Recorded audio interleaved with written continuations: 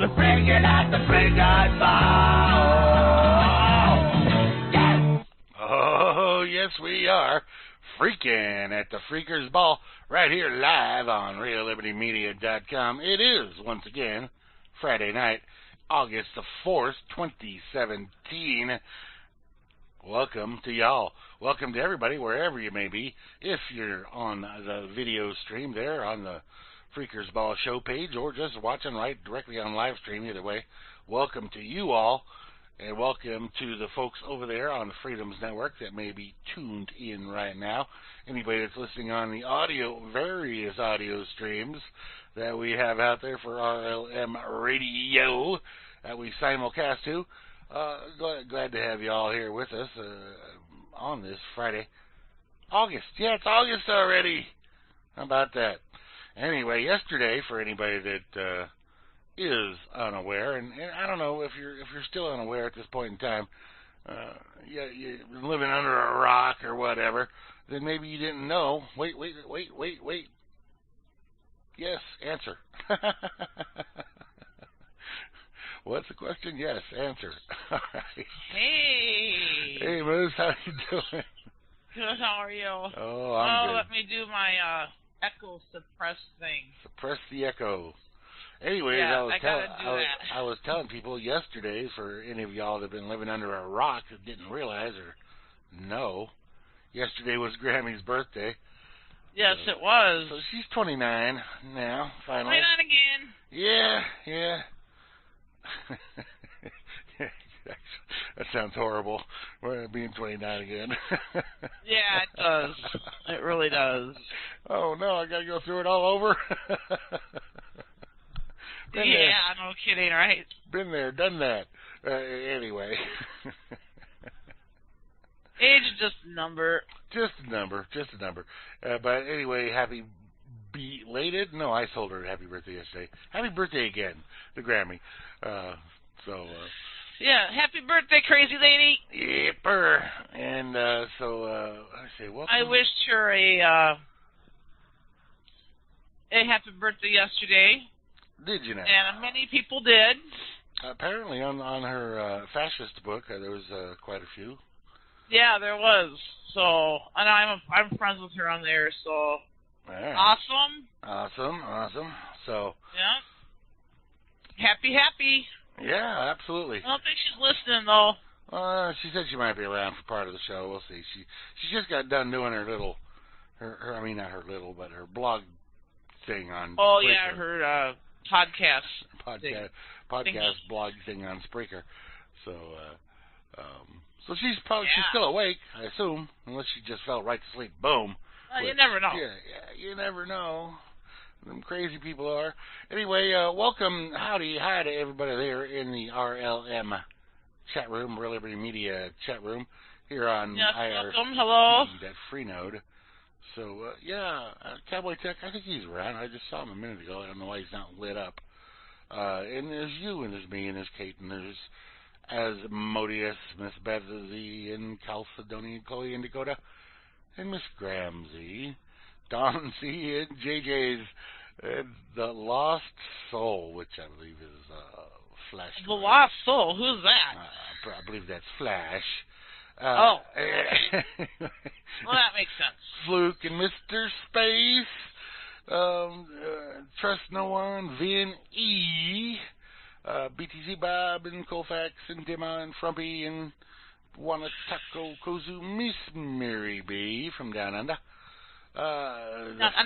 Down Under. The Phantom Link and Pone Sauce, which is probably not currently in use. I do believe that's Sock Puppet when he's not at home. He's Pone Sauce. Anyway, we got Rain and the Sock Puppet. Yes, part of the shoe is missing, the Lost Soul. Apparently, Wanataco. Hey, you better get yourself down to a cobbler. Yeah, I would say so. All right. So, anyway, how are you doing? It was month end, so I'm doing good considering. Wait. What month end? Not have been last week? No, well, the 31st was what? Monday. Monday. That's the last day of the month. Then they give us 2 days after that to bill. Bill out loads at. Hey, free and slaves, July. welcome. And it sucks because some of the drivers, I swear to God, they don't get their paperwork scanned in, and you call them and you message them, and they still don't do it. And it's just like, what the fuck, buddy? Come on now, scan your shit in. God. Yeah, so it's just, it is what it is. It's just part of the job. Yeah, it's a job. It's always this big push to get everything built out that you possibly can, you know. Oh, absolutely. I mean, they got to make money, so you can't yeah, make money if you don't send bills out. So. Well, they want their monthly numbers to jive, you know. So. And that ain't no jive. No, it isn't. Hang on a second. Oh, she's got to yell at a kid. Those kids, they should be almost past yelling at age, I would think. I mean, okay, no, I just had to ask him to let the dog go. Oh, okay. No, he wants to go. Want to go up here, Marty? Want to go up here? You gonna go potty?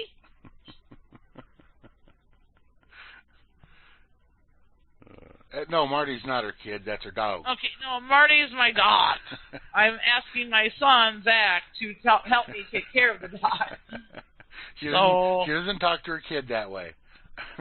Yeah, so he can get let out. Not anymore. He needs something. He was coming to me for something. He was telling me, the dog was telling me he needed something.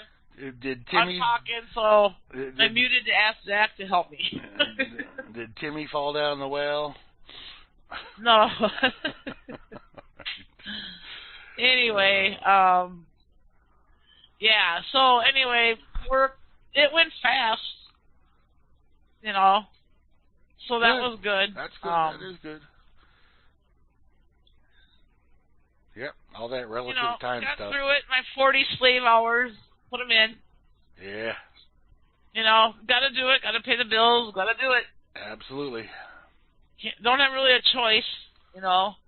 Yep.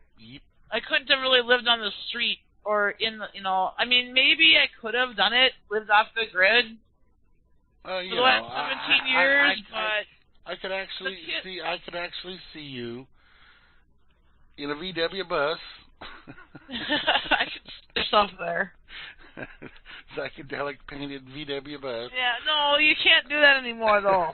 You can't be painting all psychedelic and shit. Cause cops, you stick out like a sore fucking thumb. Tooling down the highway, flowers in the hair. Yeah, I wish. Yeah, I wish it was the 60s again, or the 70s. The hippie but moves. it isn't. Yep. It's the 2000s and they suck ass. Yep. 2010s it even. It used to be cool. It used to be cool and groovy, yeah. It used to be groovy, but far out. like grooving down the avenue on a Sunday afternoon. Oh yeah. You know, but no, they had to put a fucking stop to all that shit. They couldn't be having that. Wicked cool. That's like if you're from Boston. That's only from Boston. Yeah, you gotta be from Vermont to say wicked. Boston. Boston. Yeah, the Bostonians are. Boston. Talk your cough a quarter. When we went to, my dad used to live in New Hampshire. We were from California, so we got to say gnarly and rad. And yeah, gnarly, rad. All that fun shit. All them phenomenal. Totally. I had that book when I was a kid. I still have that book, the Valley Girls Guide to, or Valley Girls Language Guide or something. I swear to God, I still have that fucking book. How to Talk Valley Girl. I think that's what it was called. Like, yeah, man, like, rad, yeah, like, totally.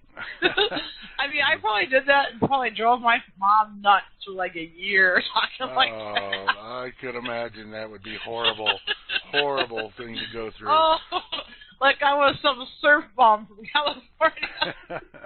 Well, the Valley people, they should have stayed in the Valley and stayed off the beach. Yeah, man, totally. Like, totally. Like, oh my God. I used to be really good at it. Oh, I gotta dig that book out again. That's totally fucking hilarious. Oh my God, I had that book. I still have it. I know I do. It's in my box of like childhood stuff. Right. Oh my God. That's oh my funny. God. Oh my God. Like totally.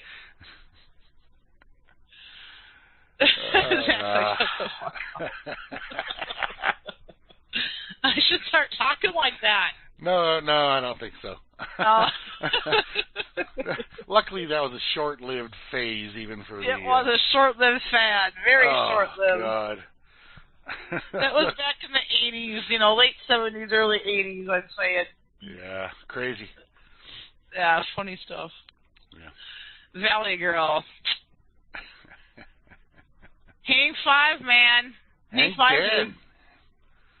Or 10. Yeah, you only hanging 5, and you gotta get that other foot on up there and get those other 5 hanging off the edge. Right. See, I've never been a surfer, so. No. I'm from Minnesota. What the hell? I'm not going to surf on Lake Superior. It's just too fucking cold. Well, not only that, there's no waves. I mean, only in the wintertime if there's a really bad snowstorm, then you get like 12-foot swell. Or if there's a really bad thunderstorm, then you get like 12-foot swells on the lake. But you don't want to be out there in that weather. In the summer, if it's storming, you're going to get electrocuted, struck by lightning. But do you get in the winter, it's too fucking cold to freeze a fucking death. But do you get actual breakers? Oh, yeah. Really? At times. Not very often, but it's a big lake, dude. I know, but... Huge. If you get that wind whipping up, them waves, man, they get big. It may be the biggest lake in the world. It ain't the ocean.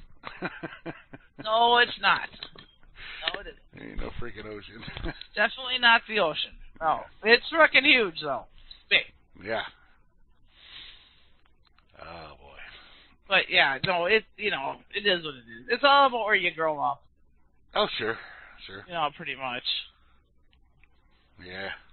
I was lucky, though. I grew up in the city, but I was able to go, my parents took me camping, and they let me go to camp, and they let me go to Girl Scout camp, and I was doing all this stuff, so it wasn't like I was totally sheltered. I was able to, get out of the city. And I don't recall you ever talking about being a Girl Scout. Oh, really?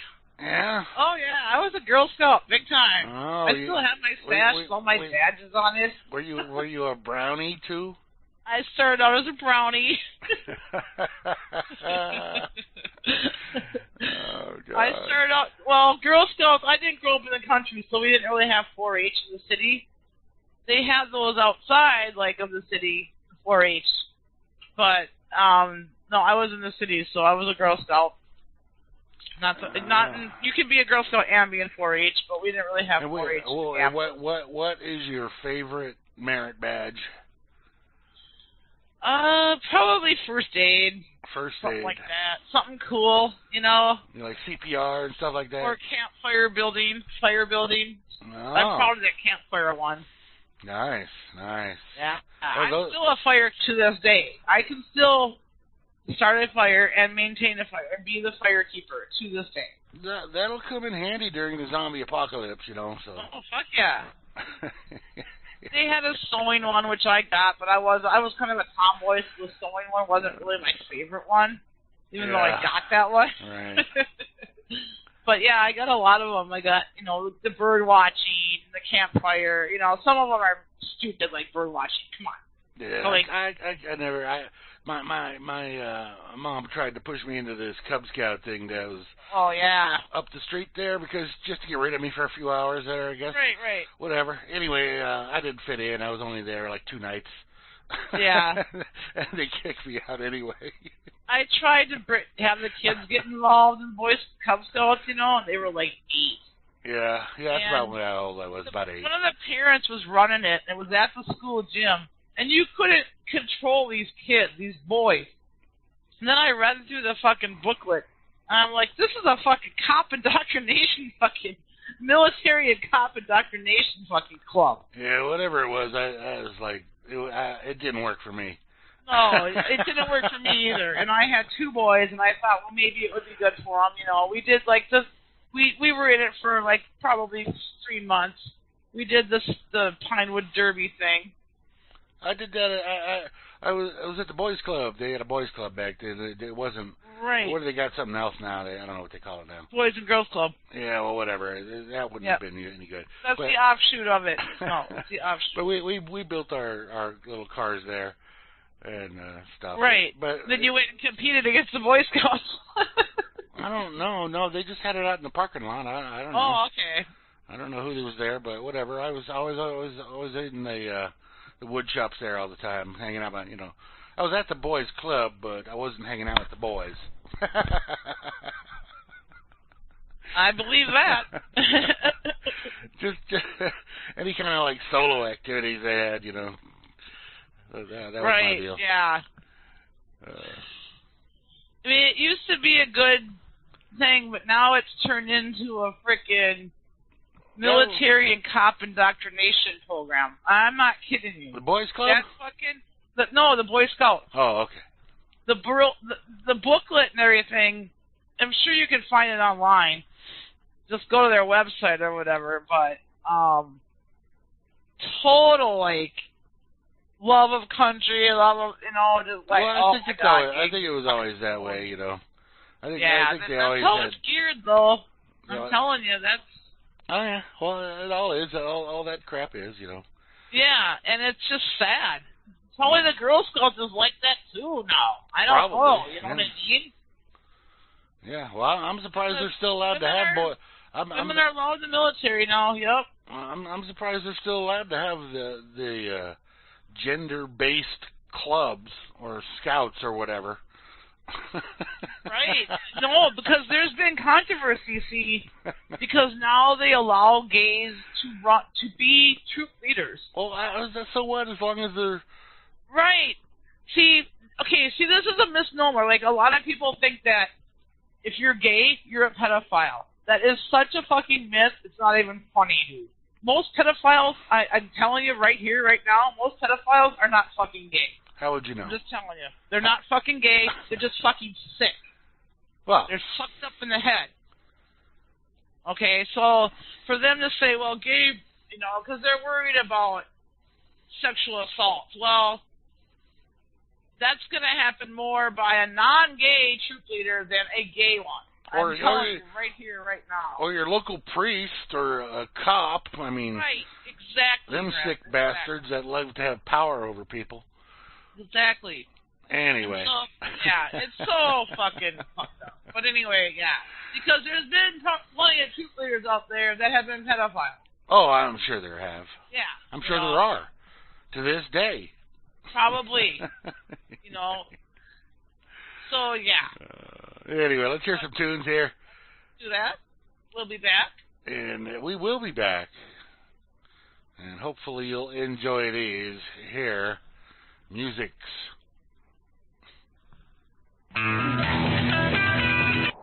Just let it go. That's right. That's the infamous string dusters right there. Moosegurl request.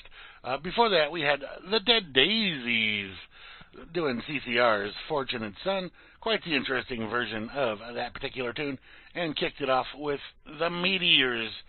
My favorite song by the Meteors, by the way. Strange Times Are Coming. I like a lot of their songs, but I gotta say, that one is the one I like best. For what it's worth. Whoa. For what it's worth. My boy is my infamous string duster boys. Oh, yeah. You know it. I love it. I'm like totally a fan. Like, huge fan. I know you are.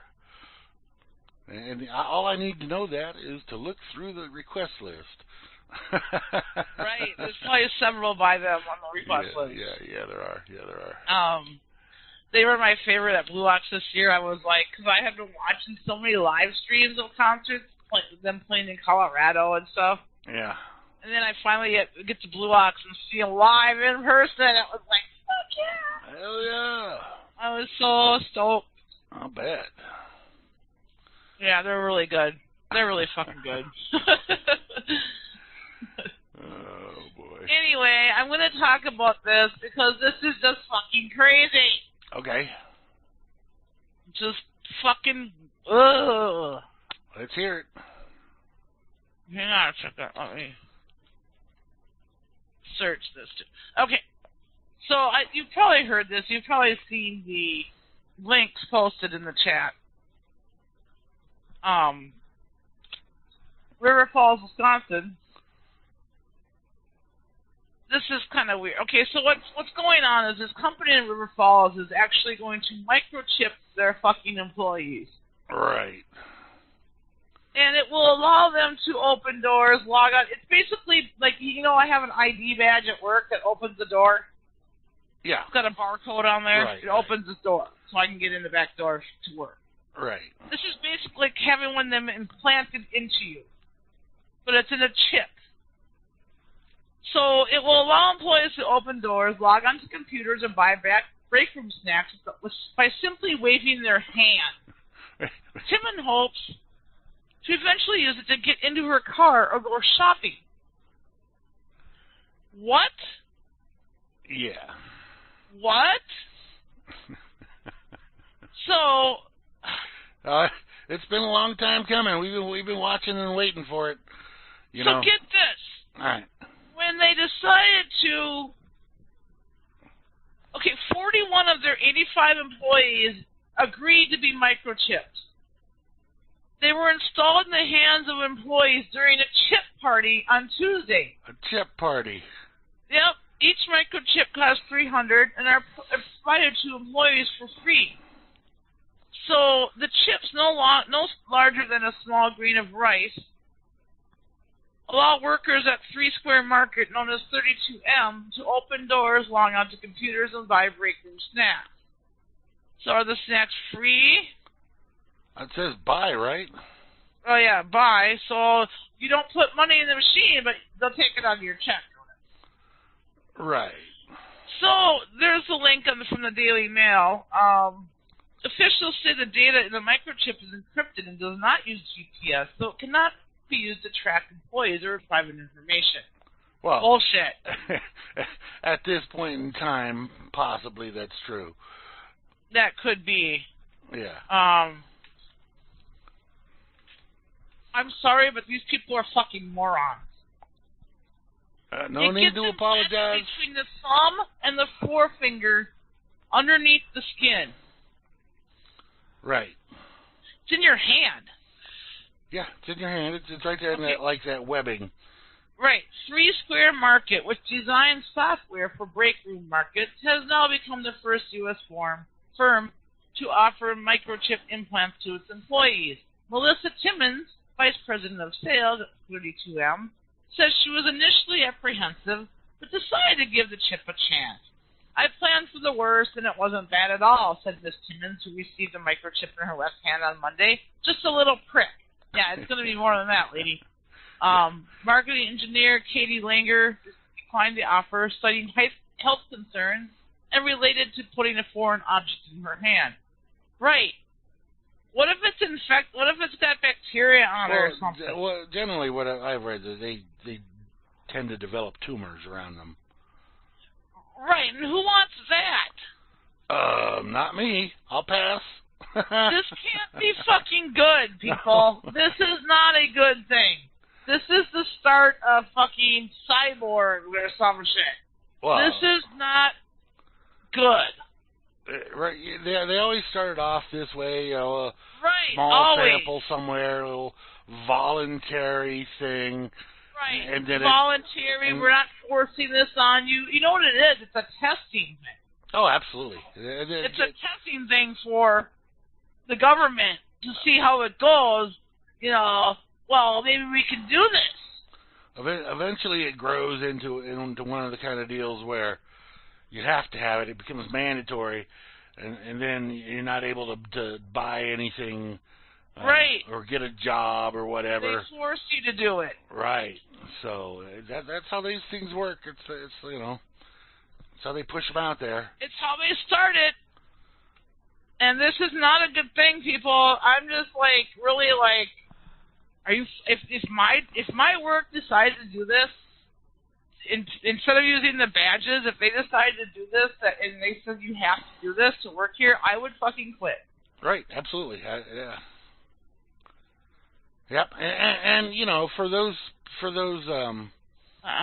do you call them? Yeah. Hang on a second. That's it.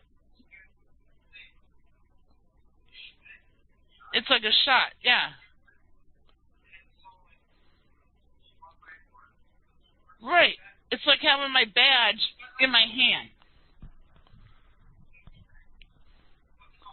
Right. Right. it's extremely leading towards the dystopian future of the world. Yeah. Right. Like Zach said, if you try to call in sick to work, they can just monitor your movement. Because they say it's not like for a GPS tracking or anything. Yeah. But I'm saying bull fucking shit. Yeah. They'll be able to check. Oh, we just ran a health scan on you through your chip. You're fine. Get to work. You're fine. You better come into work. You're not sick. You haven't coughed. You haven't sneezed. You haven't puked. You haven't farted. You haven't shit. You know. Well, I mean, it could go that far. And also for them Christian types, you know, they know all about this. This is the mark of the beast. Oh yeah, man. Yeah. I hope they're against it because this is not good. I'm telling you, this is not a good thing.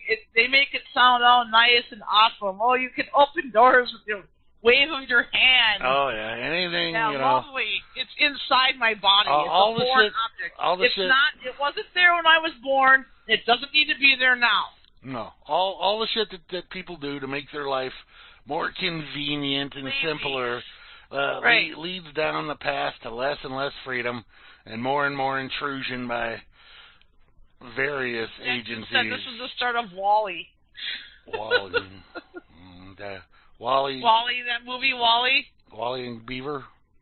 No, that movie WALL-E, that Disney movie. Yeah. You've never seen it, obviously. If I did, I don't remember it. It's about WALL-E's a robot, basically. Okay. So you might want to watch it just because it's WALL-E.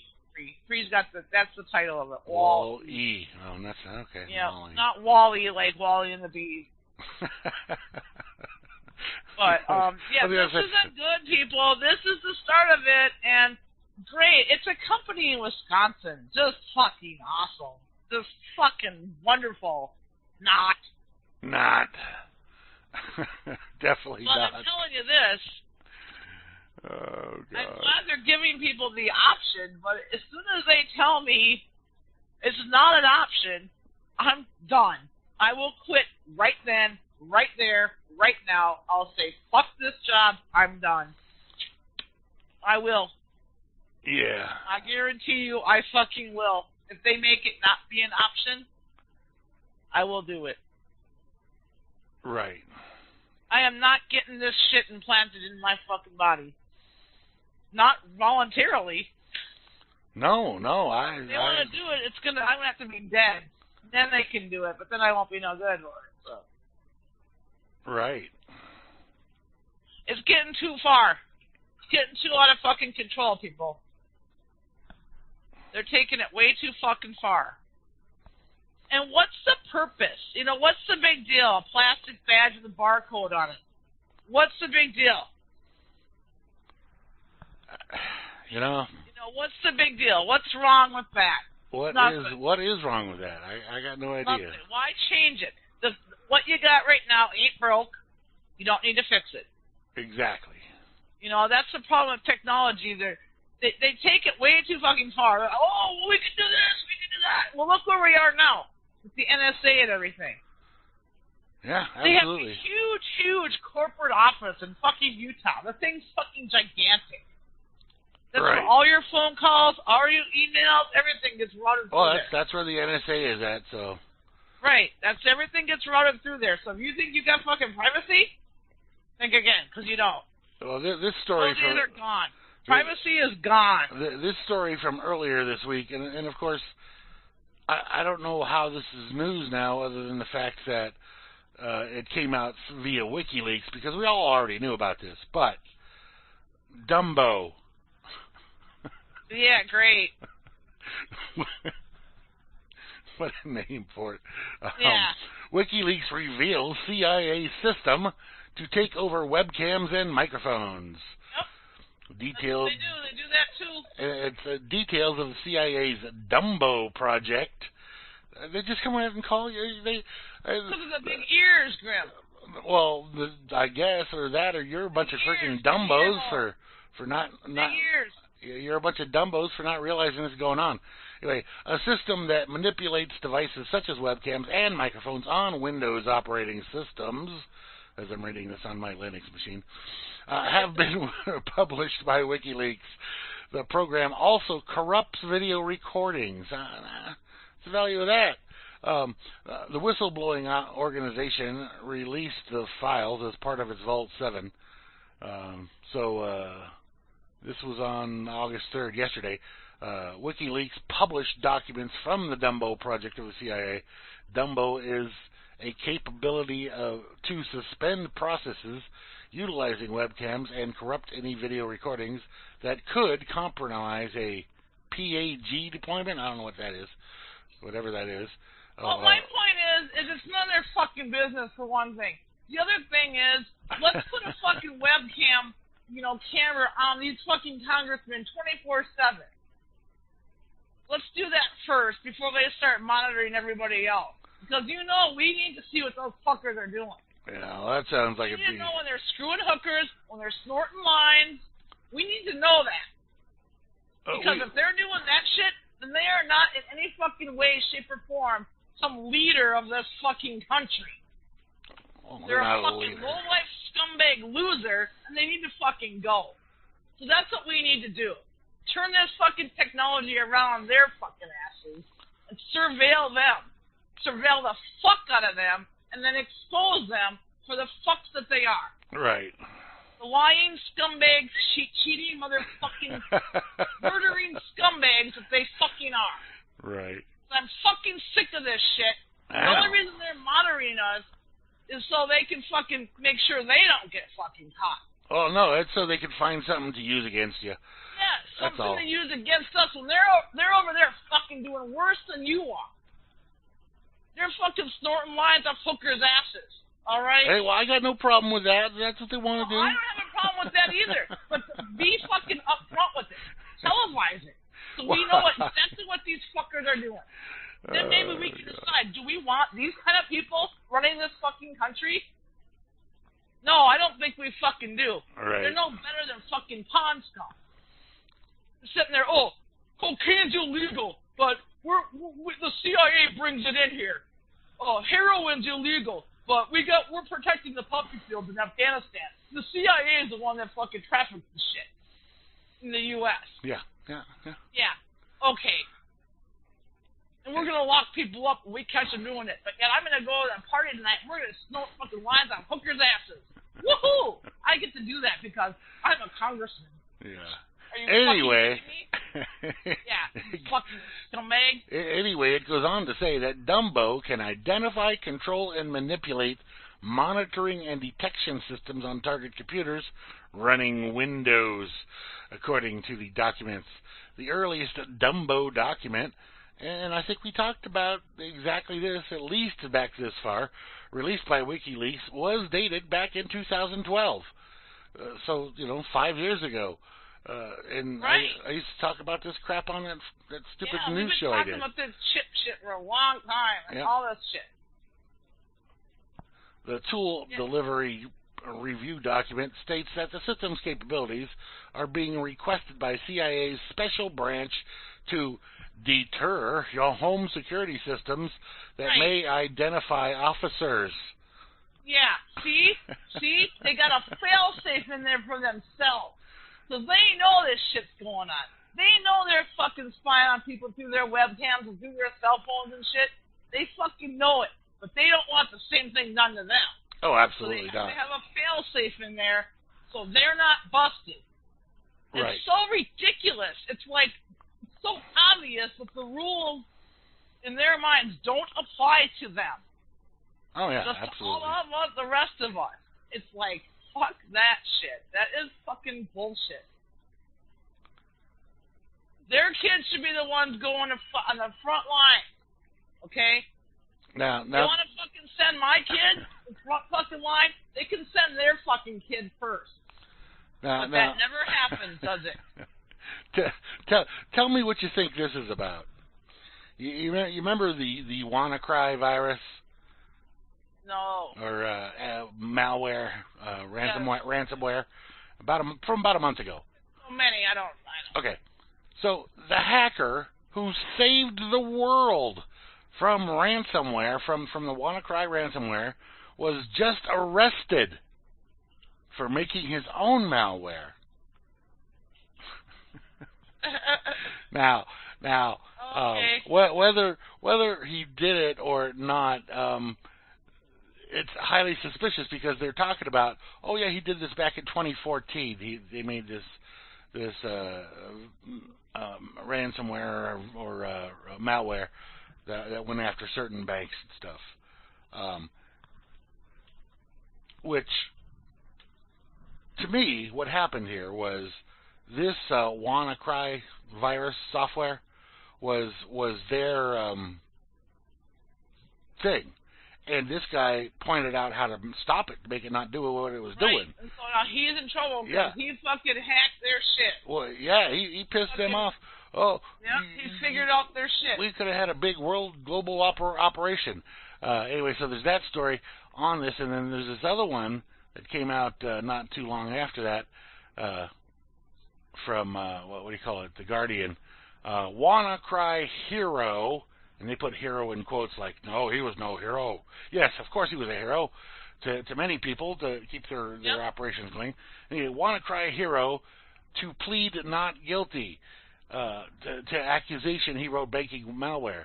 But then it goes here and it says in the first paragraph, the British security researcher who stopped the global ransomware admitted to police that he wrote the code of a malware that targeted banks. So, you know how they fool around with people's words to make it sound like they said something when they said something totally opposite. Right. Yeah, so they're going to say, oh, no, he admitted it. He's the bad guy. He's a horrible human being, and because he screwed up our plans. Of course, they'll never say that part. But nope, I'll never say that. No. So anyway, the judge ruled today that the guy who'd been in Las Vegas at the DEF CON hacking conference could be released on $30,000 bail. Anyway, it's just a bunch of nonsense, and they're coming after this guy because he screwed up their plans, and it didn't take them long to come back after him and go after, find something to nail him on. Right. It's just ridiculous. It's so fucking... It's a double standard. That's what pisses me off so bad. Like, I would rather them come out and say that I fucking snort lines off a fucking hooker's ass. But they're not going to do that because they know they won't get voted for or whatever. Yeah. They're not honest about what they do. And we all know it's what they do. We all know. So this JFK did it. JFK fucking had the secret tunnel built in the White House so he can sneak out without being detected so he can go screw hookers. Everyone fucking knows that. Yeah. It's not a big fucking secret. Yeah. He did it a lot. It happened all the time. So to bring this around, do you want to voluntarily provide more information to these kind of people, the kind of people that will take over your cameras and your microphones, the people that will, if you do something to stop something bad, they're going to come after you because it was their bad thing that you stopped, even though you didn't know it was them because they said it was some crazy, hacker out there. Because it's them. So do you want to voluntarily have something implanted in your body that allows them to monitor and track every single thing that you do? Because we already have that. If you're online or on the internet or have an email or have a cell phone, it's already happening to you. People carry those around with them all the time. Yeah, it's already happening to you. So the only way, really, that we could fucking, alleviate some of this or get away is to get rid of my cell phone, I'd have to stop being online, stop using email. Well, now. Right? You don't have to stop being online. You just get a VPN, and then that'll cover all your. I mean, they may know that you're online, that you're using bandwidth, but they won't know what you're doing. Okay. And again, you can get that VPN right there on the front page of reallibertymedia.com. Okay. By the way, anybody that's using reallibertymedia.com and you're using ad blocker, even this show is not on a VPN right now. Right? No, it's actually not. I just turned it off before the show. But I could run it through the VPN, no big deal. At least from my end, from your end, you don't have one yet, but and you can't run this on Linux. No, but I could run this on VPN. I could absolutely do this on VPN. I'm also saying we cannot broadcast via Linux right now because of the video audio issue. Right? Yeah, we may be able to now. I don't know. I haven't tried for a while, but they're continuously improving the capabilities. That's what sucks for me about being on Linux is I had to switch back to Windows every occasionally because it's like, and then you really don't want to. Well, once you're on Linux, you don't want to have to switch back. It's just like painful. It sucks. See, whatever. Anyway, as I was saying, anybody that uses reallibertymedia.com and you use ad blocker, whitelist reallibertymedia.com if you would, and rlmradio.xyz. Just whitelist them in your ad blocker, and there's not really hardly any ads on there, but there's a couple little things that you might want to click that won't show up if you've got your ad blocker enabled. So do that for me.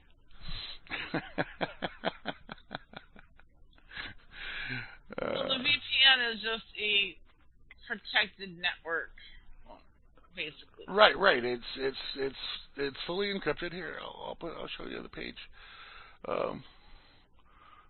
What it does. Oh, not that one. Let's see here. I'll give you the how it works page. And you can go there, check it out. Basically, it's a very simple process. There's a little software thing you can download for your various operating systems, even your mobiles. So if you have, I don't know what you have on your phone, Android, they have one for that. I know we've talked about this before. But they have it for Windows, they have it for Linux, they have it for Apple. That's a good thing. Everyone should get that. Basically, I'm getting it. I'm doing it tomorrow. Okay, but there you go. It's $40 for a year. And, I'm doing it because you got to have this. It's important. I'm just letting you know, because otherwise it's like having them in your fucking house with you. Right. Really. I mean, I can't escape it because my kids have an Xbox. And they have a smart TV. They can do this with a smart TV. They can view your living room wherever that TV's at. They can access that without you even knowing. The TV doesn't have to come on or anything. Right. They can do it. So think about that. A lot of people just take it for granted. I take it for granted all the time. I don't want to think that that's going on.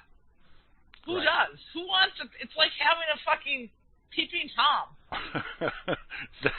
Thousands and thousands of peeping Toms.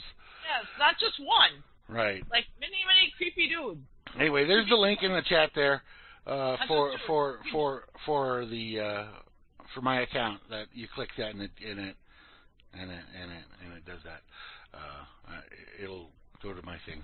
Anyway, Oh, you got hidden cameras in there that they access to without Cable Box has been doing that a long time. Yeah, they've been doing that for a long time. They got cameras in there that they can access to view right into your living room or wherever that TV's at. If it's in the bedroom, if it's in the living room, wherever, they can access that camera, turn it on, and see what you are doing. Absolutely, and they can listen and they can do all kinds of stuff. Even with a fucking smart TV. Same fucking thing. You don't even need a cable box anymore. Just a smart TV that can do that. I forget. I think it was an Amazon ad. And it was they were advertising the whatever that Amazon one, Alexa. Alexa. Okay. And I was watching Jeopardy, and they had an ad for Amazon. You could play Amazon, Jeopardy on the Amazon thing, and kind of answer. And they put the little tagline.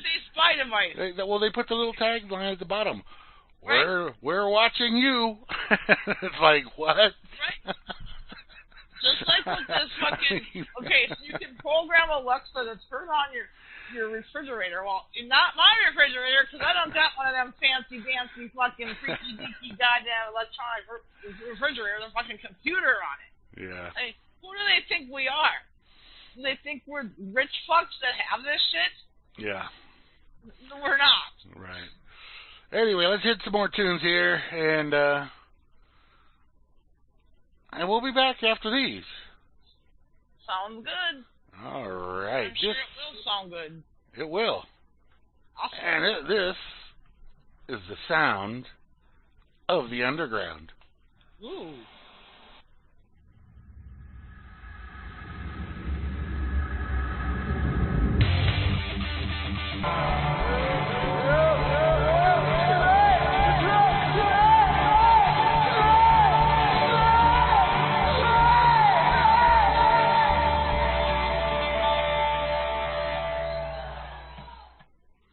Very nice, very nice.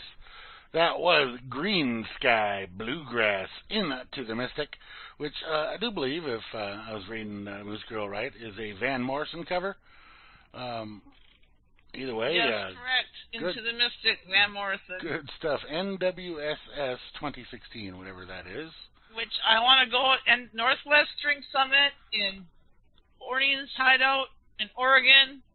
I'm going there next year. Ah, okay. So we saw some of that here. Goal. I'm setting my sights on that for next year. I watched it live on streaming this year. Yeah. I need to be there next year. Great. I need to be there, not just watch it online. Anyway, before that we had Joe Bonamassa doing Shake For Me on the Muddy Wolf at Red Rocks DVD. And kicked it off there with Sister Sin in the sound of the underground.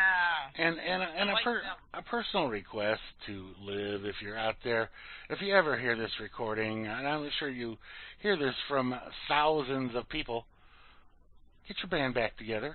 Put some more music out. What the hell? Yeah. I mean, I understand being burned out, but it's been 2 years since you guys disbanded, and we need some more of that. Either that or put a new one together. Put it's an awesome band, Sister Sin. I mean, right. Just put it back together. And so yeah, before I was a bluegrass girl, before I was a deadhead. Yeah. Like I had heard a couple deadhead songs when I was in high school and stuff, but I really didn't know about the deadhead, Right. And so I was like a rocker chick. Kind of, but then my parents listened to stuff like John Denver and Jim Croce and Buddy Holly and stuff like that. So my musical tastes, are varied, Like, I was a rocker chick when I was in high school, and I mean that I'm talking about, Journey. Wait. Come on, Jovi. Okay, you said you were a rocker chick. Well, but I did have spiked hair, dude. For a while in high school, I had spiked hair, short spiked hair. I will show you a picture, Zach. Oh, I had short spiked hair, believe it or not. Okay, so that you were like. I had almost a crew cut haircut at one point. That was during your Pinky Tuscadero days. Yes, it was. Yeah, you got me pegged on that one. Right. I had the fucking pink velour fucking jacket. Oh, man. I did. But I liked what was leather. Like, I was vacillating between pinky and leather. Oh, okay. But they were the same actress, right? Right. Yeah, I knew that. Thanks, Graham. Sleep well. Good night. See you. Listen. Good night, youngin. We'll see you in the morning for the dorks. Yeah, good night, young one. You sleep well now. Yep. In the morning. Sweet dreams, lady. That's right. Yeah, so no, I was vacillating, but that was more like in 8th grade. That was pre-high school, the pinky and leather thing. Yeah. And then, but I did have the spiked short hair in high school. Like, when I first started high school in 9th grade, I looked like the total biggest fucking geek or nerd ever, dude. Like, you know, they take the pictures early in the year, you know, when you first start school. And so I had the dorkiest fucking 9th grade picture. My 9th grade picture is like one of my worst pictures ever. Right. Like, ever. It's like, really, are you fucking kidding? I mean, seriously. So then I got it cut really, but basically, no, really, it wasn't so short in high school like the spiky. Yeah. But after high school, then I got it fucking, like, I got the army haircut, kind of like. Right. And then I spiked my hair, like, it was really super short. Right. And then I got sick of that, though, and I decided to grow it out. And ever since then, I'll never have short hair again. Well, that's what I tell myself, but... Yeah, you never know. You never know, but I did have the spiky going on, dude. In the 80s, like 82, I graduated in 85, so it would be like 86, 87, 88, 89. Yeah. Short, spiky hair. Okay. Pat Benatar was like one of my idols. Wait, yeah, the spiky on top. She still is one of my idols. Pat Benatar? I love Pat Benatar. Spiky on top, but long in the back? No, it was like short in the back, too. Oh, okay. I know some Yeah, of it wasn't a mullet. It wasn't that look. Pat actually got rid of that mullet, too. Yeah. Pat Benatar got rid of the mullet. Like, she only had that for like 1 or 2 years, the mullet. And she went way short. Right. Remember Sheena Easton? I remember the name. Her hair was very short, too. And she was like a very beautiful person. Wasn't that like a country person? No, she wasn't country. Sheena Easton, she was like a pop star. She had like one song, like one hit. Or a couple hits. I don't know him. All right. But anyway, that was the look back then in the late 80s. It was the short, spiky hair. Wasn't a look for everybody. No, not for everybody, but it was like, you know, Pat Benatar. I mean, you know, had it, her hair like that. It was kind of a thing for some people. yeah, no, I get it. All right, now here, check this story out. All right. And tell me what you think about this. What now? Private prison demands small town give it 300 more prisoners or it will close down. No, we're not giving them our prisoners. We want that fucker shut down. We do want that shut down. Well, yeah. now we get to the juicy part. New Mexico. A small community in New Mexico is learning firsthand the consequences of relying on corporate industry to fuel your economy. In the case of Torrance County, where I live, it's the private prison industry. From a July 25th article in the Santa Fe New Mexican, we're revolutionizing... What? No, that's have that get in the middle there. The company has operated a private prison in Estancia, which is the county seat of Torrance County. It's about 17 miles from me. For nearly 3 decades, has announced it will close the Torrance County Detention Facility. That's where Ray... what the hell's his name? What's his last name? Ray. That's where Ray was held for like a year and a half after he killed that guy. Anyway, self-defense, maybe? Anyway, I don't know what happened to him. Anyway, so the private prison in Estancia for nearly 3 decades has announced it will close the Torrance County Detention Facility and lay off more than 200 employees unless it can manufacture 300 state or federal inmates to fill empty beds within the next 60 days, according to a statement issued Tuesday by county officials. The closure of the prison would mean a loss of about $700,000 in annual taxes, which you may not think is a lot, depending on where you live, but $700,000 for Torrance County is quite huge. we have a very low population in this little county here, and utility payments for the town of Estancia, which is a population of 1,500, surrounding Torrance County, where I live, would see a loss of around $300,000. Incidentally, the county has no jail of its own, meaning the sheriff's department would have to find new housing for the 50 to 75 people it arrests each month. This is a big issue for us, County Manager Belinda, whatever, told the Santa Fe New Mexican. It's going to affect Torrance County in a big way. The corporate entity that operates the facility, Core Civic, formerly known as the Corrections Corporation of America, they changed their name to hide, is the second largest private prison company in the nation. Of course, I hate these people.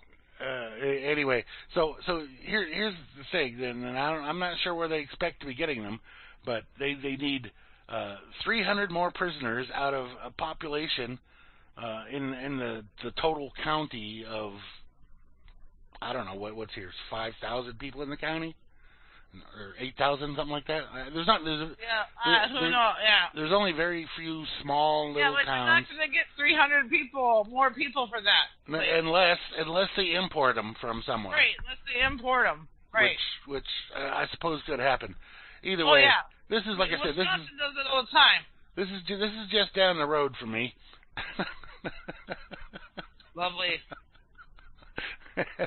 I sure hope they close down. I mean, what the hell? Anyway, that's out there now on antimedia.com.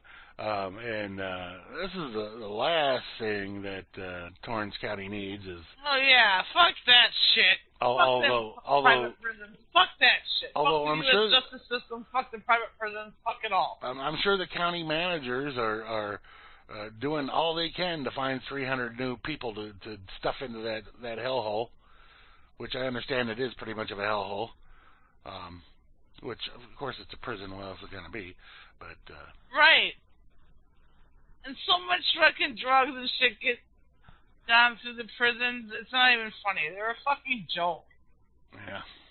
You know, did you hear about these guys that escaped, like 12 of them or whatever? They all got pretty hot, but did you hear about that? I don't know. These 12 guys escaped from prison. Where was that? Tennessee or Kentucky or something like that. Anyway, North Carolina maybe. So Vinny got out? No, somewhere down south. These guys were in prison. Vinny's not in prison. From Tennessee. At the moment. Just kidding. Had to say it. Sorry. Anyway, let me see if I can find this motherfucking story. But they escaped using peanut butter. They tricked some new guard into fucking thinking a different door number or something. I don't know. With peanut butter. Anyway, they all got recaptured. But the thing that got me about this and why I'm talking about this is because I'm going to type in peanut butter prison break and use the search and see if that brings the story. It should. Choosy jailers, choose Jeff. Right. Okay. So, yes, inmates use peanut butter. This happened in Montgomery, Alabama. But the reason I'm talking about this is because one of the dudes that escaped, guess what he's in prison for? I don't know, buggery. No, marijuana possession. Oh, God. You know, a manhunt continued for the last fugitive, Bradley Andrew Kilpatrick, 24, of Cordova, who had been jailed on charges of possessing marijuana and drug paraphernalia. That's why he was jailed in Alabama. You don't want to be smoking that reefer down in Alabama, apparently. Well, his name is Kilpatrick, so obviously he right. murdered... He's already targeted because he murdered some guy named Patrick. no, maybe he was a distant relative. That's how he got the family name. But it's an Irish motherfucker, and they don't like them Irish motherfuckers down in Montgomery, Alabama. I'm just guessing.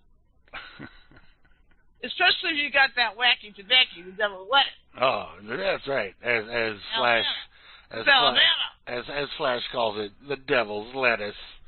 We don't need that devil's lettuce in Alabama. No, we don't tolerate that in Alabama. That's bad news. Bad news. No, we're gonna lock you up for that motherfucking shit. That's right. Oh my fucking God! Really? Marijuana possession? Come on. How lame can you Let get? the guy escape already. Come on, it'll save the taxpayers money. See, that's the thing I got about what's the difference between legalizing marijuana and then fucking jailing people for marijuana possession. I mean, okay, what's the payout? How much does one cost the taxpayers versus the other one? I'm going to say that locking them up costs more than not locking him up. Because when you don't lock him up, he could probably have a job, you know? Yeah. And work. You know, right. And not just making license plates or whatever the fuck they do, doing laundry. Right. Satan spinach. Yeah. Good one, Mary. What other reefer? Oh, wacky tobacco. You know. I forget who it was. Wacky tobacco. Everyone ever heard that term? Oh, absolutely. Fuck yeah. Wacky tobacco. That was back in the... Anyway, I forget who it was. It was either Java Doctor or Frumpy posted this link in the chat earlier. And this is fucking awesome. That is awesome. It's from a few days back, but whatever. It's coming, and you need to be aware and be afraid. Okay. Be very afraid. Really? We actually have to be fearful? Be afraid. Bracing for chaos. August solar eclipse could bring disaster nightmare to the United States. I've heard this. It's like, really, people? It's a fucking eclipse. Hello? Right. They've been going on since the beginning of time. And it lasts like a few minutes. Anyway, so the total... Come on. The total solar eclipse will sweep across the entirety of the continental United States on August 21st, a mere 17 days from now. Ooh, be afraid. And be happy and joyful that you can see, but don't watch the naked eye. You'll fucking burn your eyes out. Yeah, you get those glasses for like 99 cents at 7-Eleven. Yeah, get the glasses and just save your eyes. Anyway, so this has the country's emergency services officials bracing for impact. They're bracing for it. Impact. It's not going to impact the planet. No. It's not like it's a comet or meteor that's coming down and striking the planet. Just listen. Okay, sorry. The celestial event, the first of its kind in nearly a century, has so many stargazers hyped up. And you know how hyped up those stargazers get. No, it's a new moon that night. It'll be a new moon. There'll be no moon. Anyway, so it has stargazers hyped up. Yeah, people that look at stars are always freaky.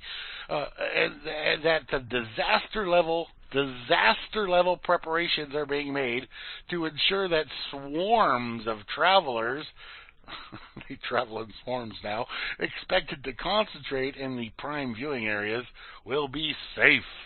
The total eclipse will last just 2 minutes, but it's already being touted as the event of the century, which we're, 17 years into. As many as 7.5 million people are predicted to pack into a 70-mile band. 70 miles, a band. It's 70 miles all the way across the United States. 70 miles times 3,000. So, I don't know how you do the math there, but it's a huge area from Oregon to South Carolina. So it's a huge area. They're talking 7.5 million people. Do you think that's a lot for that amount of space? It's nothing. Anyway, visitors are expected to clog interstates, really, and local roads for days before the event. Brad Keisman, Vice President of the Disaster Operations and Logistics for the American Red Cross, told Newsweek, we know they lie about everything. He compared it to the rush during emergency evacuations. Well, it's not really an emergency evacuation.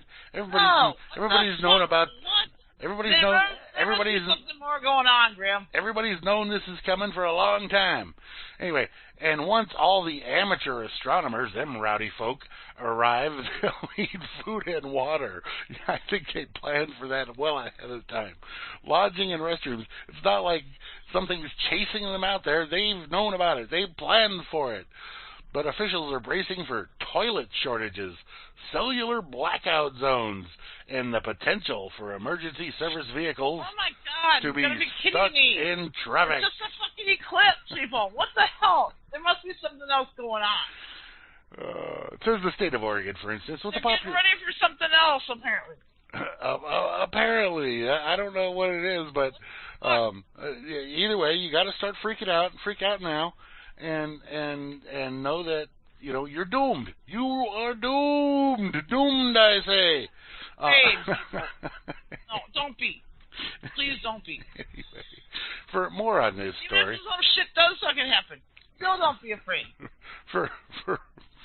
For more on this story,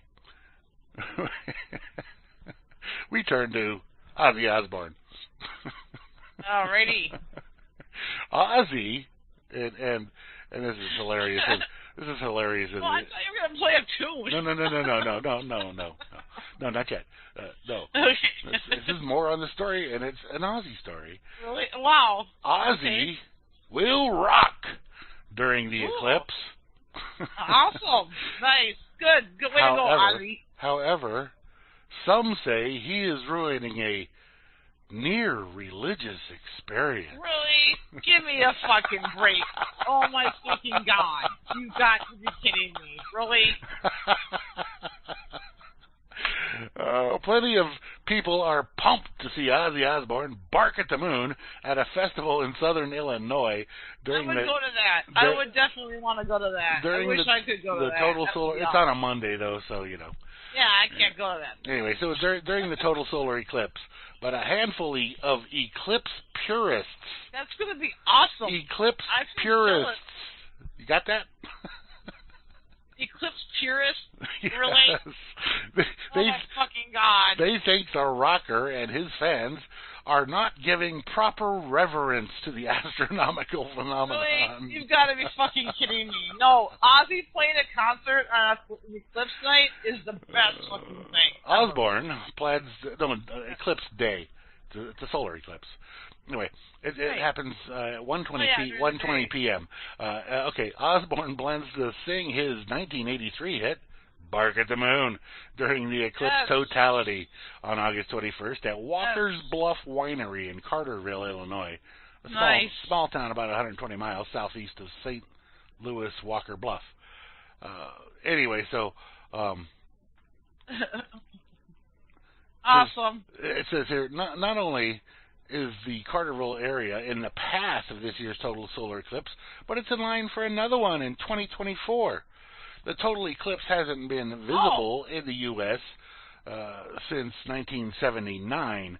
The last time the Carterville area saw the total eclipse was 1442. That's how rare they are, says Joe McFarland, who runs a small eclipse shops in Carterville. And to have two pass over the same spot over 7 years is just an amazing gift from the heavens. Anyway, they're off. They say it's close to a religious experience that anyone can experience. Yeah, man. No, it isn't. I remember seeing one when I was in 5th or 6th grade. It wasn't no big thing. Oh my it was God. Cool, sure, but it's like once you've seen it, you've seen it. You know what it's all about. It's like, okay. Yeah, no, it is what it is, and it doesn't last very long. It gets completely dark for like 30 seconds. Woohoo! Yeah. During the middle of the day. I've seen that happen during thunderstorms. Well, it says 2 minutes. It says you might get 2 minutes out of it. Okay, 2 minutes of dark. All right. Okay. Oh. Anyway, you could read the rest of that. This guy's all freaking out that this is a religious experience, that Ozzy Osbourne, that damn Satan worshiper, he's... Oh, my fucking God. Chillax, motherfuckers. Smoke some fucking weed. Take a Valium. I don't fucking know. But get your panties out of a fucking wad. Absolutely. People, they just make mountains out of molehills, and they feel like what someone else is doing is their business. It's like, if it's not your thing, then don't participate. Simple as that. It's not your business. You don't need to complain. You don't need to worry about anybody else. Worry about your fucking self, and don't fucking participate. Simple as that.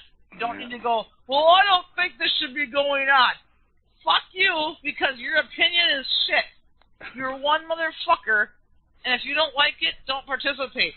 Simple as that. It's not that hard. But it's the evil Ozzy.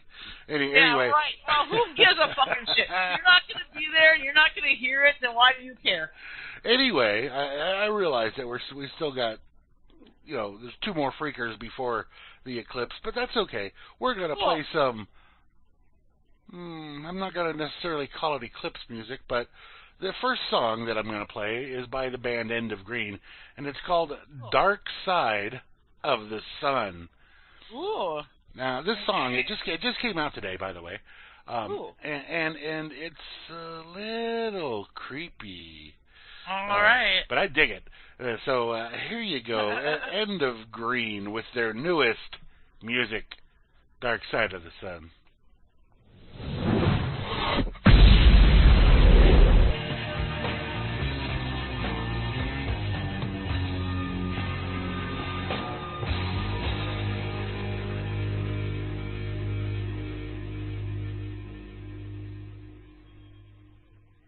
Ah, yes, there you have it. The ode to the solar eclipse, upcoming solar eclipse. That was Soundgarden with Black Hole Sun in one of the freakiest videos that exists. Before that was Smash Mouth and Walking on the Sun, and we kicked it off there with End of Green and their brand new song, Dark Side of the Sun. Creepy indeed. So, hopefully you enjoyed all those. Now, I noticed over there on the tweeter, Hal Anthony, behind the woodshed, commented where Grimnir considers taking one for the team, volunteering to be one of the 300 additional inmates needed to save the prison industrial... Oh, yeah, no, that's not happening, to save the prison industrial complex. No, he's not volunteering. And I just have this to say about that. You never take me alive, copper. There you go. You heard it here. No, that's not happening. Very funny, Hal. Nice stab at humor there. I like that humor. Oh, boy. I should mention, too, by the way, since I started posting these on the Freeker and on YouTube, because Freeker automatically uploads to YouTube, and on the SoundCloud, that for those of you that are unfamiliar and you're just hearing it later on the podcast broadcast things, and you're wondering, what are all these songs you're talking about? I don't hear them. Yeah, you don't hear them because I cut them all out as I record. Right, it's just the audio portion. So if you want to hear the songs, want to be part of the show, come on over to reallibertymedia.com on Friday nights at 11 p.m. Eastern and jump on there on Channel 1 is the Freakers Ball channel, and you can check it all out and chat along with all the great folks that are here tonight.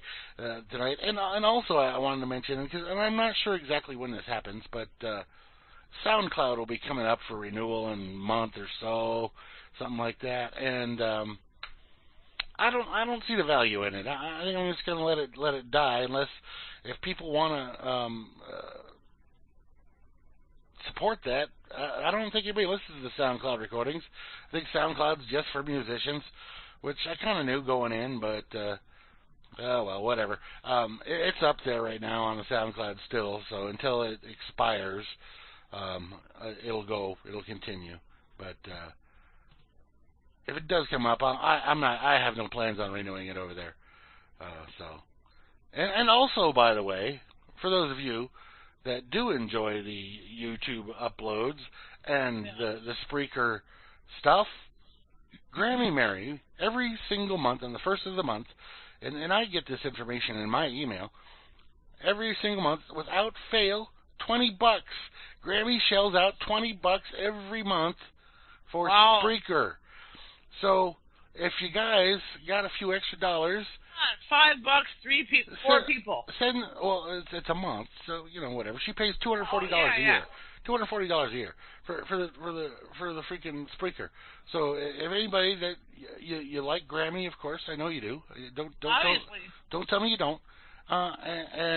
So send a few bucks her way. She's never asked for it. I don't think she'd ever ask for it. Probably she don't need it, but that don't matter.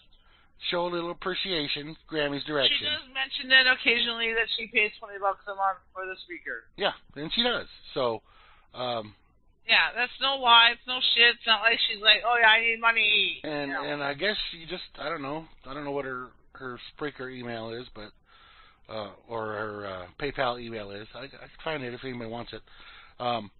Yeah, hook the Grammy up. That's right. Hook up a Grammy. Let's help her out. It's a lot of work, and it's her show. It's all our show. It's volunteer time. Right. I mean, there's a lot of times. I'm not saying this because I'm just saying this. There's a lot of times where sometimes I don't really want to do the show. But I fucking do it because what else am I gonna do? I don't really like plan it out ahead of time. I don't. I just come on here because I'm sitting here at my computer and I feel how I feel, and we have a show, and it's a outlet for me. Anyway, hook a Grammy up. Whatever. Like I said, if you need her email, her PayPal email, I have it. It's all volunteer. I have it, and I can get it to you. So let's just help her out. Just kick her back a $10 or $20 or $40 or something to help her ease that cost.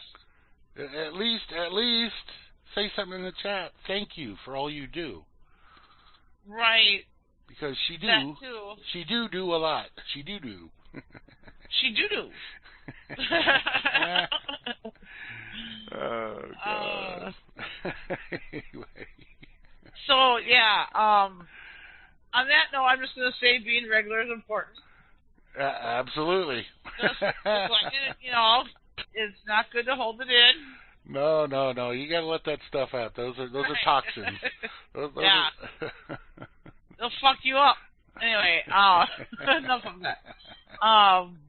They said do with it. I know. I'm like Grammy with that in that regard. Squirrel. Hey, what? Oh, say what comes to your head instantly. Don't even think about what you're gonna say. Just say what the first thing that comes to your mind. Okay, there you go. Right. That's probably why our show is so popular, because I do that often. Yeah, I was chasing down them damn squirrels. I know. And ducks.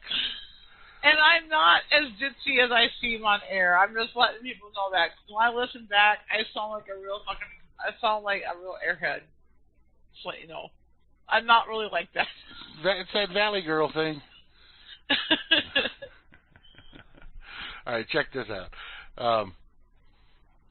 How would you I'm not really like that, though. How would you like to move? I'm not as ditzy in real life as I seem on air. I'm just saying. I mean, I don't know everything. I'm not a rocket scientist. Not a rocket surgeon. I'm no brain scientist. All right. All right. Anyway, check this out. How would you like to move to Nipton, California? I would, because I just saw a story before we went on air that it's turned into a weed town. It's a tiny little town. I could have a bakery there. Moosegurl Bakery. Anyway, here it is. A cannabis company just bought a whole California town. Yes, I like it. As cannabis grows increasingly acceptable in society and more states legalize it, everything from cannabis churches and resorts to yoga and restaurants are cropping up. And now there will be an entire cannabis-inspired town. American Green is a cannabis company based in Arizona, but they just bought the small California town of Nipton, located in San Bernardino County, which is not really the prime place to be, but whatever, and plan to convert it into a municipality with a cannabis theme. The company has a state-of-the-art cultivation facility in Arizona and also sells hemp-based CBD cannabidol products online and works to develop cannabis apps. They just spent $5 million to obtain Nipton. Oh, $5 million for the whole town. And plan to spend another $2.5 million creating their cannabis tourist attraction over the next 18 months. We thought that showing that there was a viable means of having a cannabis-friendly municipality and further making it energy independent could be a way of really inspiring folks to say, why can't we do that here? The company's consultant and project manager for Nipton, Stephen Sharon, said. So, American Green plans to include a facility to manufacture water infused with CBD, the cannabis component that typically is associated with reducing pain and inflammation. The new Nipton will also have a production site for edibles, retail stores, and artist-in-residence program. So, it goes on to talk more about the town here on Zero Hedge, but great little story about a cool town. Too bad it's in California. Too bad it's not like Moriarty. They didn't buy Moriarty, and too bad marijuana's still considered not legal here for whatever reason. Yeah, it's like, you can put it on fucking toast. Like my ganja butter that I make, you could like wake up in the morning, make a couple pieces of toast or one piece of toast and put some ganja butter on there. That'd be You'd great. be good to go for like 4 hours. So the stuff's so concentrated, the ganja butter, like it's way more concentrated than like regular like weed. It's because you like soak out all of the THC and it soaks all right into that butter. Yeah. And then once it hardens, all that fucking concentrated THC is in that butter. That's why like brownies and cookies and anything you make with ganja butter, it's really like intense because it's very highly concentrated. So I think, like, go ahead. I think Hansel thinks he's Yul Brynner. Like one stick of butter, fuck, you could make some killer fucking ganja cookies out of that. Oh my god, you could make regular chocolate chip cookies, but you use ganja butter instead. That's how you do it. There's no trick to it. You just gotta know how to make the ganja butter. It's very easy. Like for me, I never throw out my stems, ever. Because the stems have THC in them. Sure. And so what you have to do to make the ganja butter is you need stems and leaves, sucker leaves, and the more the better. Now, I'm just now above the point from saving all my stems to making a batch of ganja butter. Like I finally, after 3 years, I believe, I've been saving my stems. Right. So now I'm ready to make it. And so what you need to do is you get a stock pot, and you put water in there. You fill it up with water like 3/4 of the way, and you put all them stems and shit in there, leaves and even fucking junk weed that you don't think you were fucking like it was bunk, so you fucking didn't smoke it no more. Right. Throw that in there. Anything with THC in there, let it like simmer for like 6 to 8 hours. And it has to get to a certain temperature so that leaches that THC out of there. Right. Okay, so then once you're done with that, you let it cool off or whatever. You drain it. You drain it through a cheesecloth or a strainer or whatever to get rid of the stem part. Right. The leaves and shit. You don't want that, Yeah. in there. So you drain it into another pot. You put that in the refrigerator overnight. Well, oh yeah, I forgot to say, you have like 2 sticks of butter in this, depending on how much seeds or stems you have like 2 sticks of butter in there when it's simmering. Right? Sure. And so then when you drain it, you get all the stems out of there, and you put that mixture into the refrigerator, and then when you wake up in the morning, you'll have a layer of fucking ganja butter on top of that pot. Sounds delicious. It Hey, is delicious. Like you can at that point it's just like having butter in the refrigerator. You can just regular butter, you just use it on your toast or whatever. Right. Or use it in any recipe that calls for butter. Right. Well, I'm not sure, even though how delicious that sounds, I'm not sure you want to use any of these 5 strains to make your ganja butter. Why is that? This is from alertnet.org. Putting the stank in the dank. Five really foul-smelling marijuana strains. Who cut the cheese? Don't bother me. Who cut the cheese? Anyway, it says smell is typically a selling point for pot aficionados. However, whether it's piney scent of nice Northern Lights-based bud or the fruity berry aroma of strains like Blue Dream or lemon limey scent of diesel-based strains, smell sells. But not all pot smells pleasant. There are some strains that exude a downright funky aroma. Others whose scents can only be called strange, and yet others that just stink up the joint. Yet, oddly enough, foul-smelling strains still sell. There wouldn't be a marketplace otherwise. Here, courtesy of the pursuers of all things marijuana over at Leafly, are five of the nastiest. Sour cheese is one. I guess it's like sharp cheddar gone bad. It says, when you open the jar and take a whiff, you are greeted with a splash of pungent sour that quickly turns into smooth cheese.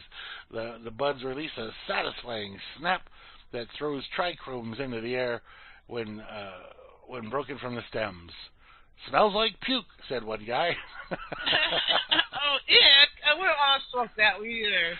The next one on the list is cat piss. This pungent sativa produces an ammonia-like odor, thus the name. But for some users, the plant's stimulating buzz overcomes its catbox ambiance. Here at Leafly, reviewers had to say, besides the wretched taste that leaves you wanting water and a mint, soon you'll be too uplifted to care. The effects are amazing and long-lasting. Yuck! It really does smell like cat piss, says another guy. Strong, racy sativa made me paranoid. Next up is dog shit. I shit you not. Dog shit? Really? No. Why would you make a weed that smells like dog shit? Well, here you go. And you can still use that in your ganja butter because the rest of it would like dilute it, and it wouldn't taste like that. Dog shit butter. Okay, now there's a strain name that just screams for buy me. Yet, despite the off-putting moniker, dog shit sells too. Fortunately for the rest of us, this stinky hybrid is found mainly in Oregon, where it's picked up both fan and foes among the Leafly viewers. First guy says, my first impression of the bud was that they were very stinky and definitely lived up to their name. However, once I smoked it, the smell evolved into something more sweet and pungent. Another guy says, I got very anxious and paranoid when taking this, and it smells kind of bad. Yeah, but that's some good shit.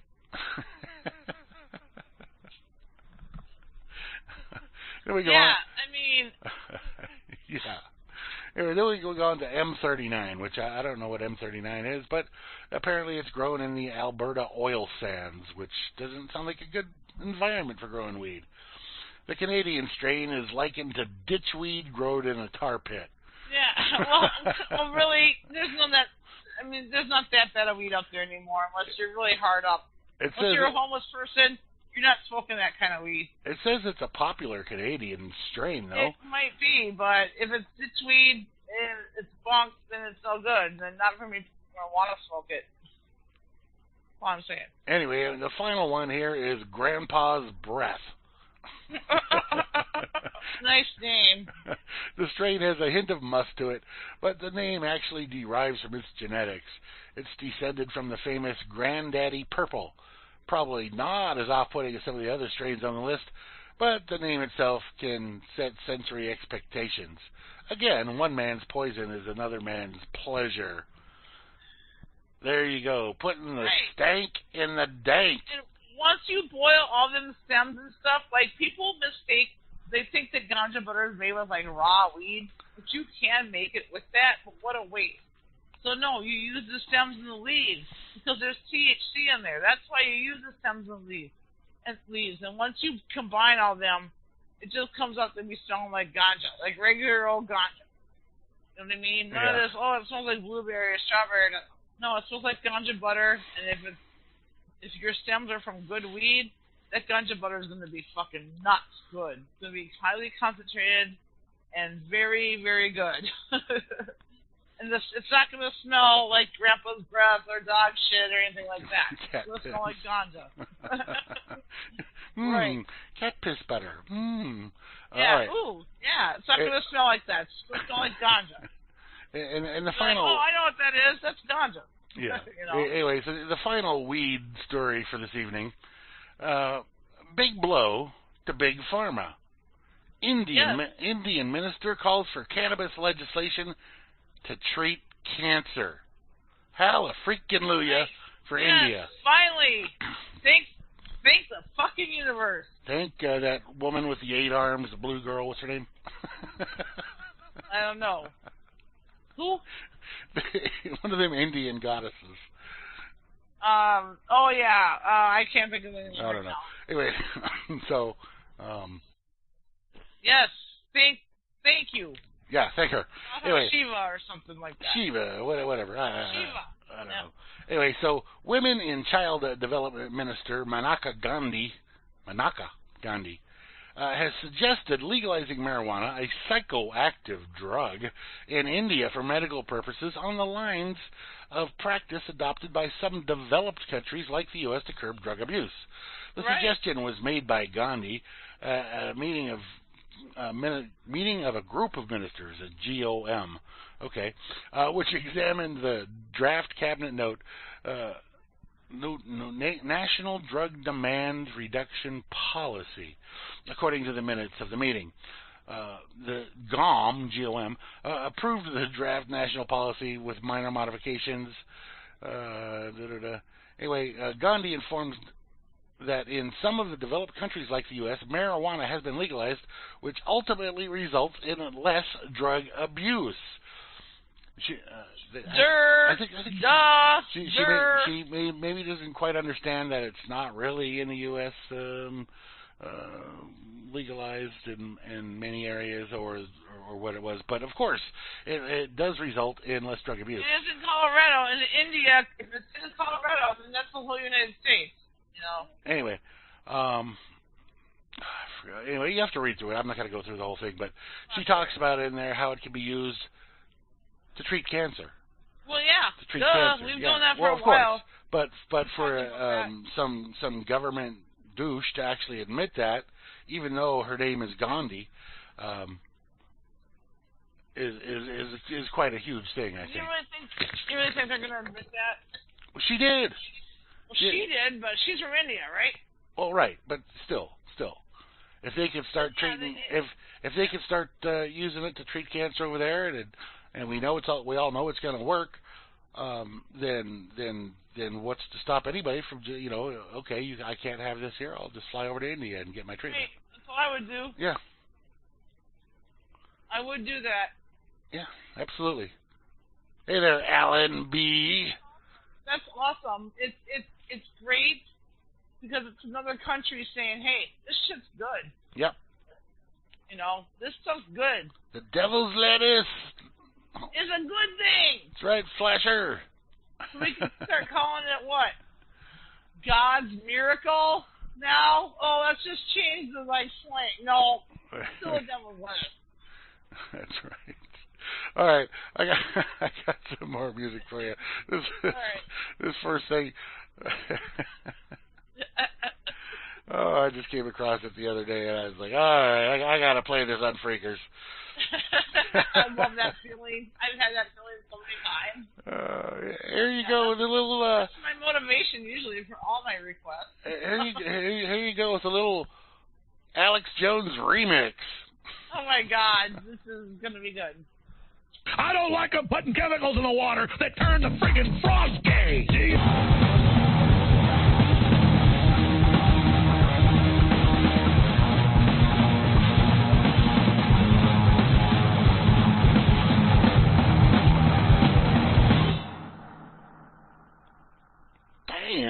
good stuff. That's just it's an awesome sound. I love that band Midnight Ghost Train there. That's the Watcher's Nest. Yeah, that's great stuff. Again, off of their new album. But wow, that's just awesome, amazing. Anyway, that's before that we had the Dead South with In Hell. I'll be in good company. And you will, I will, we all will. Before that, we had the song was "Police and Thieves" by The Clash, but the video was by a friend of Vinny. He's the guy that does the artwork that Vinny adds to the Behind the Woodshed videos. I forget his name offhand, but check it out there. It's called Resentment. It's on the William 98683 account there on the YouTube. So thanks for that, Vinny. And we kicked it off there with Alex Jones ranting about gay frogs. Oh boy. Anyway. Funny stuff. But I agree with the comments there in the chat. I'm glad that wasn't too long, and I hope you never play that again. Yeah, that Alex Jones thing was fucking crazy. I can't believe you even played it. Really, I mean. Oh, it's too funny. Like gay fucking frogs. That's all I got out of it. I mean, what's that? It's just watching. I was doing other things, walking around, talking to my son. I wasn't sitting here at the monitor watching that. I just heard it in the background. It's like, really? It's just funny watching him go nuts like that. He's fucking nuts. He is. He's crazy. He's crazy. And people would say that about me, and I'm sure people have said about me, and people do think that about me to this day. But I'm a human fucking being, and I'm not as nuts as you think I am, and I'm not coming from the place that you think I am either. Yeah. A lot of you think I am. You know? Not you, but like people outside of that don't. I don't know how to explain it. Never mind. Okay. Doesn't matter. Doesn't matter. Oh boy. I'm weird. It's a new moon. I'm thinking I'm weirder on the new moon than a full moon, which is like the opposite of most people. But that's not surprising. Really. What the hell is today? No, it's not a new moon. You said that though. It's No. Moon, It'll be a new moon on Eclipse Day, which is the 21st. Oh, well, that's a long ways off. Yeah, Monday's the full moon, so we're almost there. I must be, then I'm a full moon person, then, for sure. Oh, we know that. We've always known that. Yeah, here I am trying to fool myself. Oh, no, I'm weirder during the new moon. No, girl. Good try. Nice try, girl. You're not getting out of it. You're a full moon type of person. All right, then. 14. Okay. Okay, smoking is safer than alcohol. Alcohol destroys brain cells. That's true. Yeah. Oh, yeah. Weed actually boosters brain cells. So that's a good thing. Yeah. Right? Oh, yeah.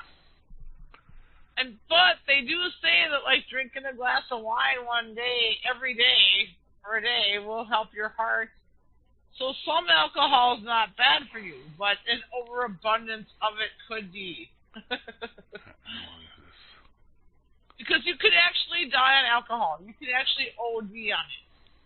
Like weed, the worst you could do is just smoke too much and go to sleep. And wake up the next day feeling no fucking residual effects from it. Yeah. Alcohol, on the other hand, we've all been there. We've all had a hangover. Oh, yeah, absolutely. You can totally feel like total fucking shit. You wake up after drinking too much the night before. And it's not a good feeling. And I've actually gotten to the point where I was so dehydrated that I almost had to be hospitalized, which is not a good thing. You do not want to go there, dude. Right. You need to always keep hydrated. Always. Like, okay, this year's moon dance, I was great. I was stellar. the year before at Moondance, I partied a little bit too hard, didn't drink enough water, and on Sunday I woke up and I was ill. And I knew exactly why I was ill. Right. I knew I was dehydrated, you know. And I was like kicking myself because I'm like, why didn't you drink more water the day before? Why didn't you, eat your lunch and eat your breakfast and your dinner, And I was kicking myself because I didn't do certain things that I normally do to maintain during a festival, Sure. I was so fucking sick that I couldn't even pack up my own stuff, Grim. Yeah, well, Bad. And then, so this year, I'm like, that's not happening again. And I totally did good this year. I'm glad to hear it. I'm glad rocked to hear it. Yeah. Yep. So it was like, none of that bullshit anymore. And that applies to Hey, you got to learn at some. That one. You got to learn at some point in life. If it takes 50 years, it takes 50 years. Exactly. No, but that over-dehydrated, yeah. I seriously thought I was going to fucking die. I was just like, I'm sure. I need fluids. I need not just fluids. You can't just drink water. You have to have, nourishment, too, to get out of that. And it was just, rough, dude. I'm like, no, I'm too old to put myself through this shit anymore. Right. Yeah, so this year I was stellar. Like I said, I was totally sick. It was totally awesome. Yeah. Cool. So yeah, it's way more fun. Okay, one final story here. Okay. From thedailywire.com. SJWs are already screaming racist, fascist. Death Wish remake puts vigilante Bruce Willis in a hoodie. So apparently his remake of the Charles Bronson 1974 classic, director Eli Roth, who's awesome, who literally fed a herd of smug social justice warriors to cannibals in Green Inferno. Yeah, he did, actually. I saw that movie. Is pushing all the right buttons again. It says, although the trailer for the director Eli Roth's remake of Charles Bronson classic iconic 1974 urban thriller Death Wish was only released earlier today, the film itself will not hit screens till November. And already the intolerant left is screaming bloody murder and hurling outright lies. Who knows what Roth's final product will look like, but outside of already offending all of the right people, Roth's trailer is hands down awesome, and Willis hasn't appeared in a must-see in more than a decade. So, now, I liked the original Death Wish back in the day. It was a good film, right? Yeah. Yeah, and if you've seen any Eli Roth movies, you know he pulls no punches where it comes to political correctness. He's funny as hell. I love political correctness. No, I don't. Really, I don't. I just love it. Anyway, we're gonna start off the last set with the trailer for that movie. Sweet. I'll get to see what's coming up in November. Oh, yeah, that's right. Dark Tower started today, so you should take your boys to see that. All right, here you go. This is the trailer for Death Wish, the upcoming movie Death Wish. Sway in the morning, Shade 4-5. We got to talk about what's happening in Chicago.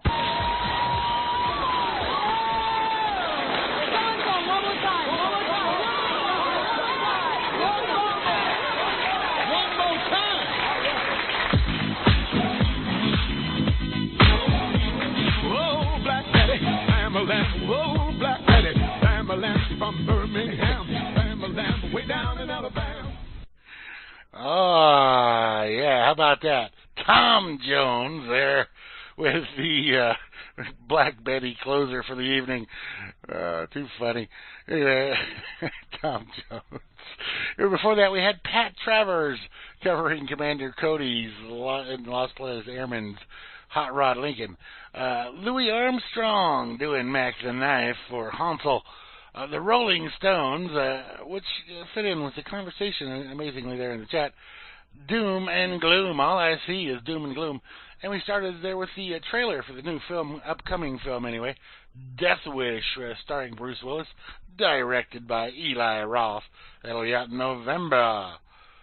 So, I think that's it. Oh, tomorrow, you got the Dark Table. Don't forget, Dark Table at noon Eastern with Grammy and Flash. Then at 4 p.m. Eastern, you got Kira Young on the bridge. I don't know what her topic's going to be. I hope she's back. She took last weekend off, but I think she'll be back. I'm pretty sure.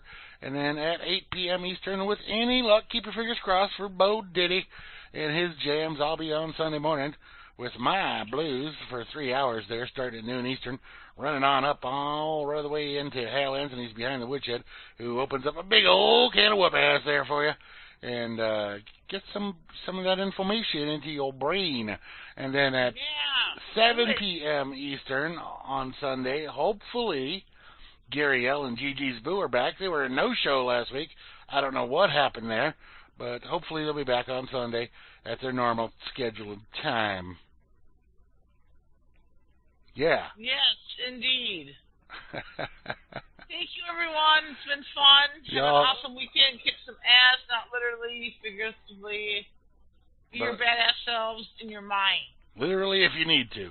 Anyway, that's right. If you have to, literally do it. Don't kick some fucking ass. But hopefully it doesn't happen. You have to deal with that shit. Absolutely not. Yeah. Have an awesome one, people. Love you.